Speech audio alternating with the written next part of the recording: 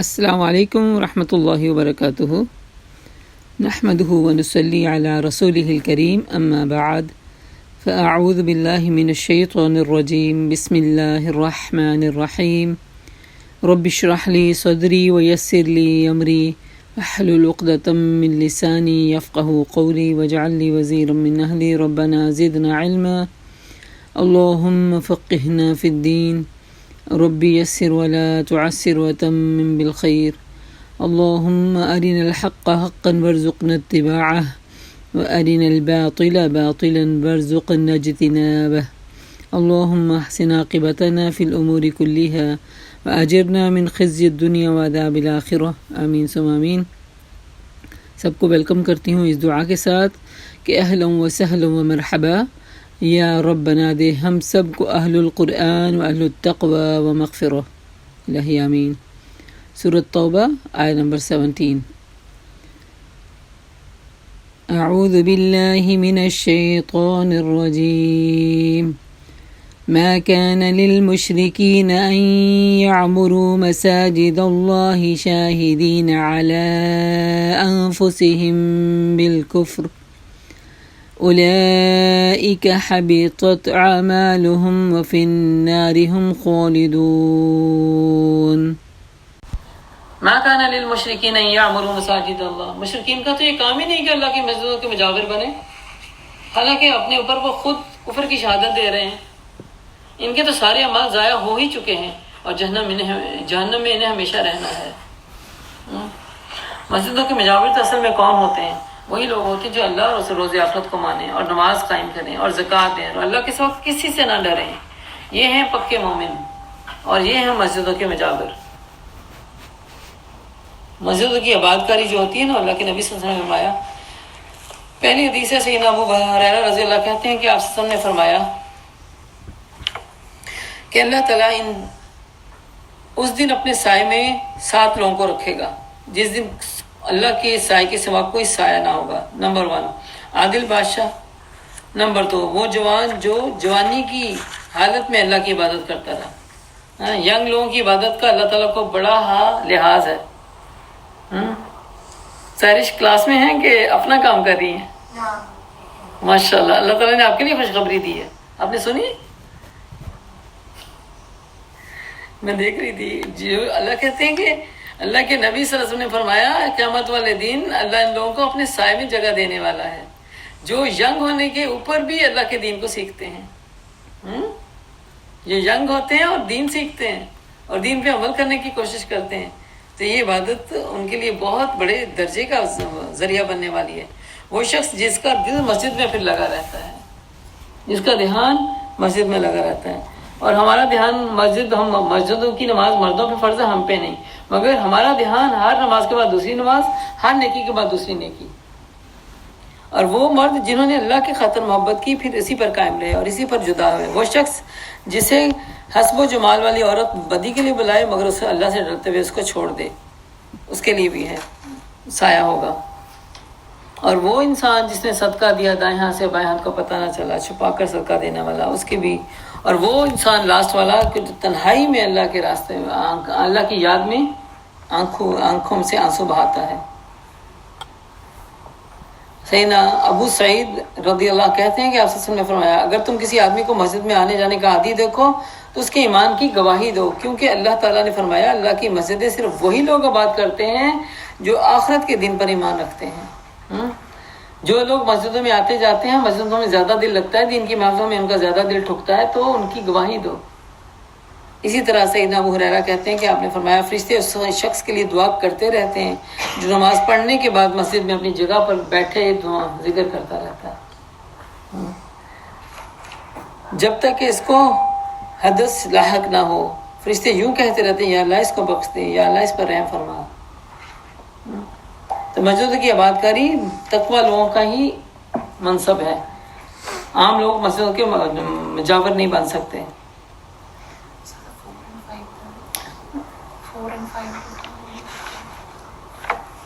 4 ہے وہ مرد جنہوں نے اللہ کی خاطر محبت کی اور اللہ کی خاطر ہی اسی محبت میں جدا ہوئے اور اسی اللہ کی خاطر ہی دشمنی کی۔ اور اللہ کی خاطر محبت کرنے والے کے فور میں یہ آتا ہے کہ اسے حسب و جمال والی عورت نے اگر اپنی طرف بلایا تو اللہ کے ڈر سے وہ بچ گیا، اللہ کی خاطر ڈرنے والا تھا۔ اور 5 تھا آگے سے جو صدقہ چھپا کے دینے والا، صدقہ چھپا کے دینے والا۔ تو اللہ کی مسجدوں کے مجابر کون ہوتے ہیں؟ جو اللہ اور روز آخرت کو مانتے ہیں، نماز کو قائم کرتے ہیں، زکوٰۃ دیتے ہیں اور اللہ کے سوا کسی سے نہیں ڈرتے۔ انہی سے یہ توقع ہے سیدھی راہ پہ چلنے کی۔ کیا تم لوگوں نے حاجیوں کو پانی پلانے اور مسجد حرام کی مجاوری کرنے کو اس شخص کے کام کے برابر ٹھہرا لیا جو ایمان لایا اور اللہ پر اور روز آخرت پر، اور جس نے جافشانی کی اللہ کی راہ میں؟ یعنی یہ کیسے برابر ہو سکتے ہیں، ہے نا؟ ایک وہ انسان ہے جو صرف اوپر کے کام کرتا ہے، ٹھیک ہے، مسجد کی دیکھ بھال کرنا بہت نیکی کا کام ہے، مسجد کی صفائی کرنا بہت نیکی کا کام ہے، لیکن اس کے اوپر ایمان اور تقویٰ اور اگر ہے تو یہ دوہرا اجر ہے۔ پھر مسجد کو سنبھالنا بھی اور ساتھ میں نمازوں کو اسٹیبلش رکھنا اور ایمان لانا اور آخرت کے عقیدے کو مضبوط رکھنا اور اللہ کی راہ میں ہمیشہ ہمتن گوش رہنا۔ اللہ کے نزدیک تو یہ دونوں برابر نہیں ہیں، یعنی ایک ظاہری کام کرتا ہے اور ایک روحانی کام میں تیز ہے، تقویٰ میں تیز ہے، تو دونوں کا معاملہ برابر نہیں ہوگا۔ یہ دونوں برابر نہیں، اللہ ظالموں کی رہنمائی نہیں کرتا۔ اللہ کے ہاں انہی لوگوں کا درجہ بڑا ہے جو ایمان لائے اور جنہوں نے اس کی راہ میں گھر بار چھوڑے اور جان و مال سے جہاد کیا۔ کیا وہی جہاد کیا وہی کامیاب ہیں؟ اصل میں جہاد کے لیے ضروری 2 چیزیں ہیں نا، مال اور جان، اس کو پیش کرنا۔ مال سے اللہ کے دین کی مدد کرنا اور جان سے اپنے آپ کو دین پر جما دینا۔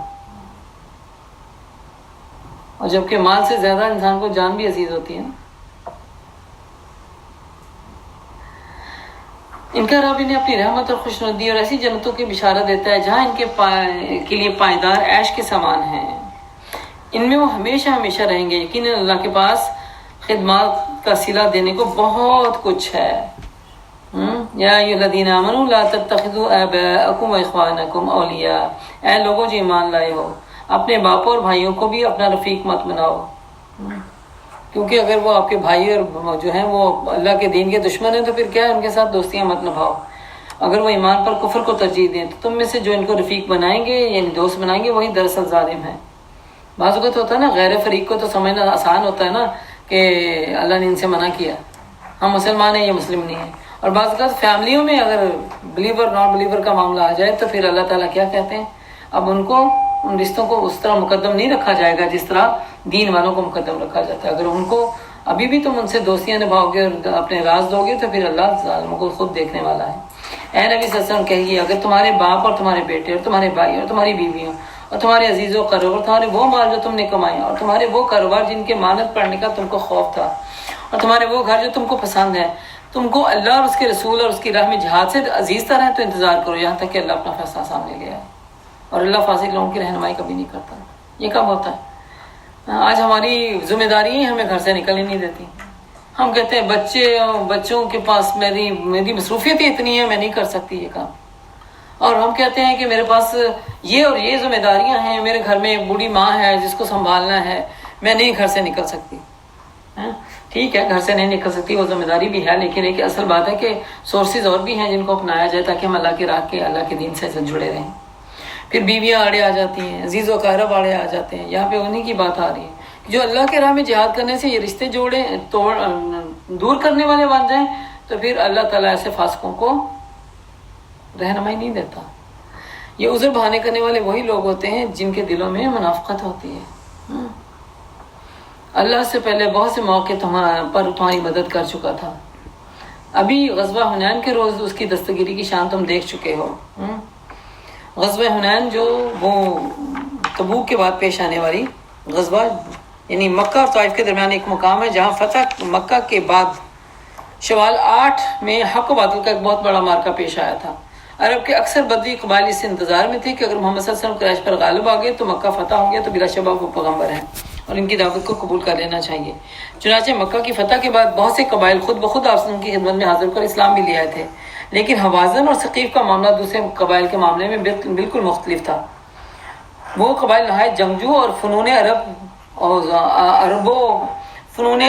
حرب و ضرب کے خوب ماہر تھے، یعنی جنگ کے خوب ماہر تھے، اور جو اسلام کو غلبہ حاصل ہو رہا تھا قبائل اس غلبے کو اپنی ریاست اور اقتدار کے لیے خطرہ سمجھ کر اور بھی زیادہ سیخ پا ہونے لگے، اور مکہ کی فتح کے بعد ان دونوں قبائل نے باہمی اتفاق سے یہ پروگرام بنایا کہ اس وقت مسلمانوں کو جو مکہ میں جمع ہیں اسی مقام پر ان کے پر حملہ کیا جائے اور ان کا زور توڑ دیا جائے، تو اس کو جنگ حنین کہتے ہیں۔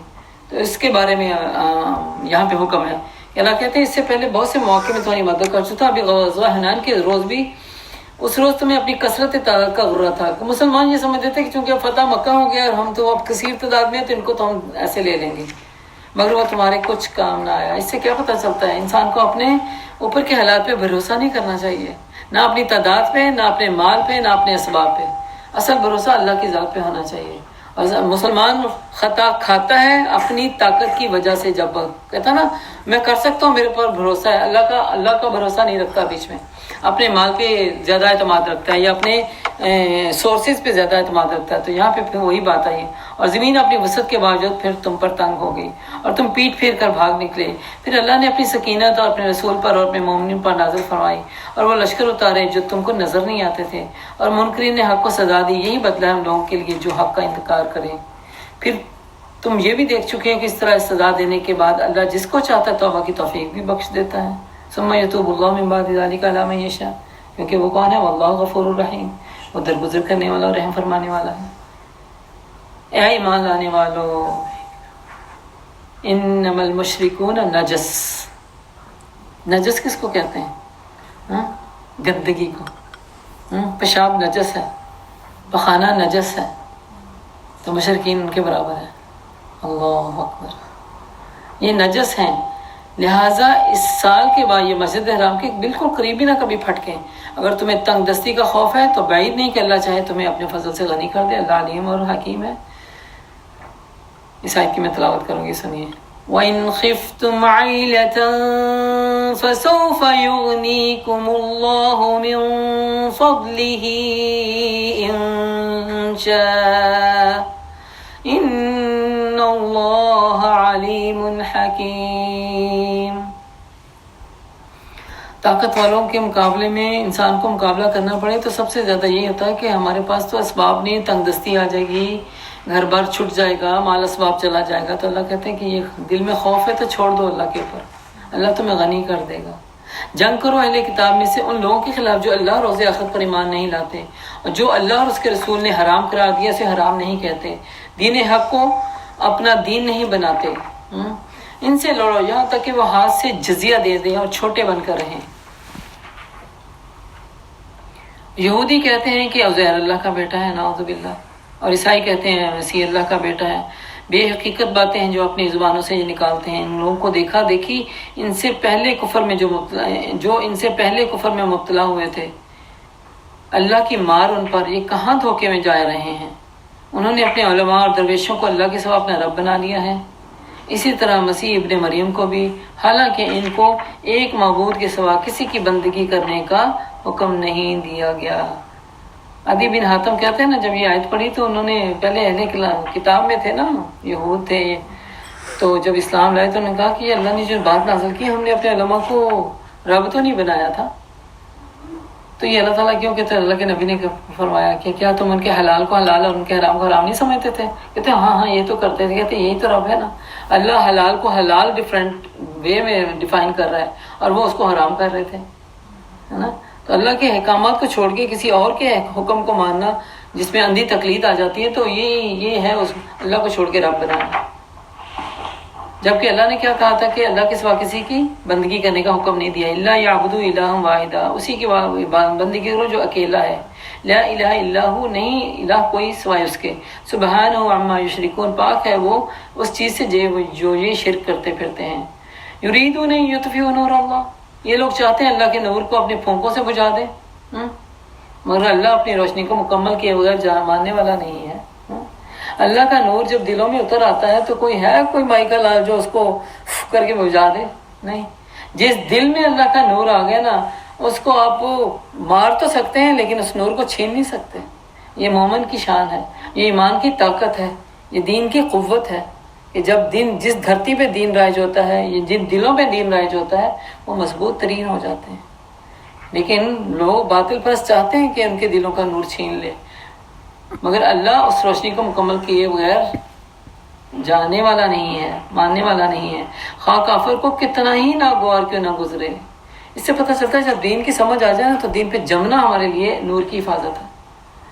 پھر چاہے کتنے بھی اس معاملے میں ڈسکریج کرنے والے ہوں اور دوسری طرف دنیا کی طرف انکریج والے لوگ موجود ہوں، انکریج کرنے والے، خوشی ہے نا ملی، کوئی بات نہیں، خوشی میں اتنی سی اجازت ہوگی، میں تیرے لیے اللہ کی ضمانت دے دیتا ہوں۔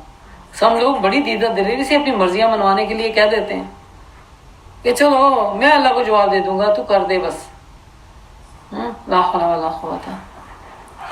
تو اللہ تعالیٰ کہتے ہیں تم نے نہیں ہٹنا، کیونکہ ان نہ ماننے والوں کو چاہے کتنا ہی برا کیوں نہ لگے، تم نے نہیں ہٹنا اپنے ہدف سے۔ اللہ ہی ہے جس نے اپنے رسول کو ہدایت اور دین حق کے ساتھ بھیجا ہے تاکہ اسے وہ پوری جن سے دین پر غالب کر دے۔ هو الذی ارسل رسولہ بالہدی ودین الحق لیظہرہ علی الدین کلہ۔ اللہ کے نبی کے دین کا، اللہ کا نبی کا مشن جو تھا دین کو کلی طور پہ لاگو کرنا تھا، خواہ مشرکوں کو کتنا ہی برا کیوں نہ لگے۔ اے ایمان لانے والوں، یا ایھا الذین آمنوا، کثیر تعداد میں یہاں پہ بھی اللہ تعالیٰ بار بار ہم مجھے اور آپ کو مخاطب کر رہے ہیں۔ اے ایمان لانے والوں، ان کثیر من الاحبار والرہبان لیأکلون اموال الناس بالباطل، تم میں سے بہت سے ایسے لوگ ہیں جو باطل طریقے سے لوگوں کا مال کھاتے ہیں اور انہیں اللہ کے راستے روکتے ہیں، اللہ کے راستے سے روکتے ہیں۔ اور کون ہے؟ علماء اور درویش ہیں۔ ایسے علماء ہیں جن کو علماء سو کہا جاتا ہے اسلامی لینگویج میں، وہ آپ کو اپنے پیچھے لگا کے لوگوں کو اس کا مال بٹورتے ہیں، ان کو ناحق طریقوں سے ان کا ناحق طریقے سے مال بھی لیتے ہیں اور اللہ کے راستے روکنے والے بھی ہیں۔ تو دردناک سزا کی خوشخبری ان کو دے دو، یہ سونے اور چاندی کو جمع کرنے میں لگے ہوئے ہیں اور انہیں اللہ کی راہ میں خرچ نہیں کرتے۔ جب دنیا کا حریص ہو جاتا ہے نا تو اسے پھر ایک کے بعد دو، دو کے بعد تین، تین کے بعد چار۔ وہ کہتے ہیں نا جن کو دنیا کا لالچ ہوتا ہے، پہلے وہ مسکین ہوتے تو ایک گھر کی تمنا ہوتی ہے، معمولی گھر کی، تھوڑا اور ملتا ہے تو کہتے ہیں نہیں بنگلوں میں جانا ہے، اب بنگلوں سے بھی اوپر جانا، پھر ایک کار نہیں پھر دوسری کار بھی لینی، تیسری بھی لینی، اور پھر سونے کے ہیرے کے عورتیں ہیں تو اس طرح کے معاملات میں پڑ جاتا ہے انسان۔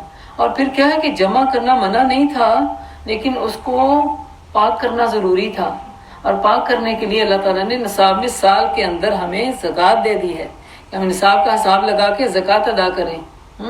مال کا ہونا باعث خیر ہے، کیونکہ اللہ تعالیٰ ہو سکتا ہے باعث خیر کی، کیونکہ اللہ تعالیٰ مال کے ذریعے جب جس جگہوں میں سپورٹ چاہیے ہوتی ہے تو سب سے زیادہ شاید وہی بندہ مفید بن جائے اپنے مال سے سپورٹ کرنے والا، لیکن کب ہوگا؟ جب وہ سال میں مال کو پاک کرے گا۔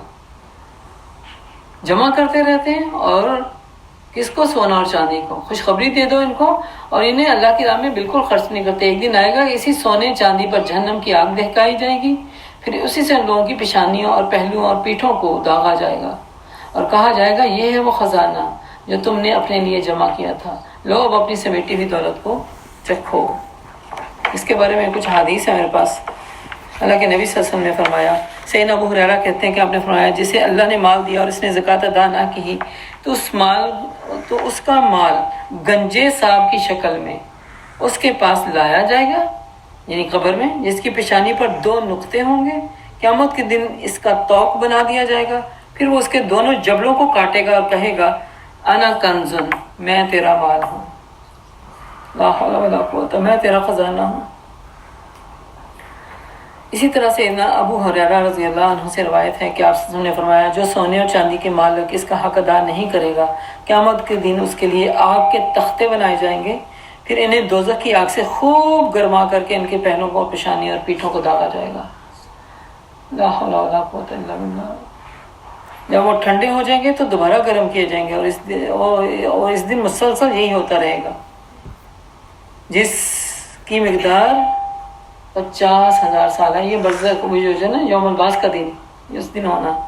بالآخر جب بندوں کا حساب ہو جائے گا تو اسے جنت کا راستہ، یا تو اسے جنت کا راستہ بتا دیا جائے گا یا دوزخ کا، یعنی اگر تو اس کے یہ جو سزا ملی ہے اس سے گناہ دھل گئے ہوں گے تو وہ جنت میں چلا جائے گا اپنی اس کا فارغ کو ادا کرنے کے بعد، اور خدا نہ خواستہ گناہ بڑے ہوئے تو پھر وہ جہنم کا راستہ دیکھے گا۔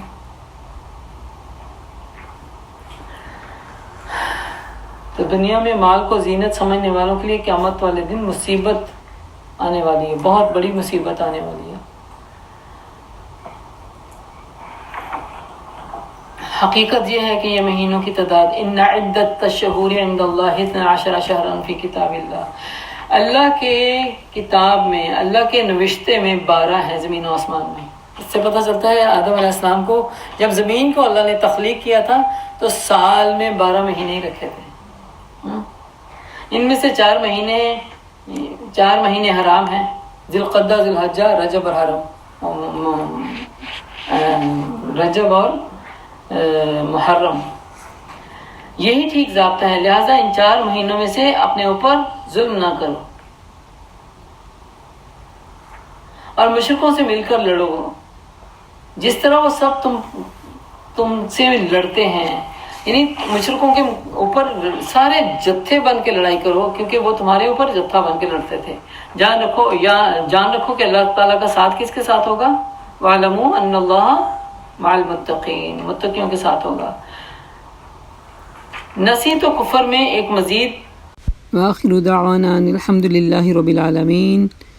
اس دعا کے ساتھ کہ الہی ہمیں بہت پاک اور رہنے والا اور توبہ کرنے والا بنا دے۔ یا اللہ دیے ہوئے مال کو اللہ تعالیٰ اس میں زکوٰۃ نکالنے کی توفیق عطا فرما۔ یا اللہ اپنے راستے میں فی سبیل اللہ خرچ کرنے والا بنا دے۔ یا اللہ ہمارے دلوں کو بخل سے پاک کر دے۔ الہی ظلم جیسے شرک سے ہمیں بچا لے۔ یا اللہ ہمیں ہدایت عطا فرما اور ہدایت کے ساتھ ثابت قدمی عطا فرما۔ یا اللہ خاتمہ بالایمان کرنا۔ یا اللہ اس حال میں موت ہے کہ تو راضی ہو جائے۔ اللہم احسن عاقبتنا فی الامور کلہا واجرنا من خزی الدنیا وعذاب الآخرہ، آمین ثم آمین یا رب العالمین۔ سبحانک اللہم وبحمدک نشہد ان لا الہ الا انت نستغفرک ونتوب الیک۔ السلام علیکم ورحمۃ اللہ وبرکاتہ۔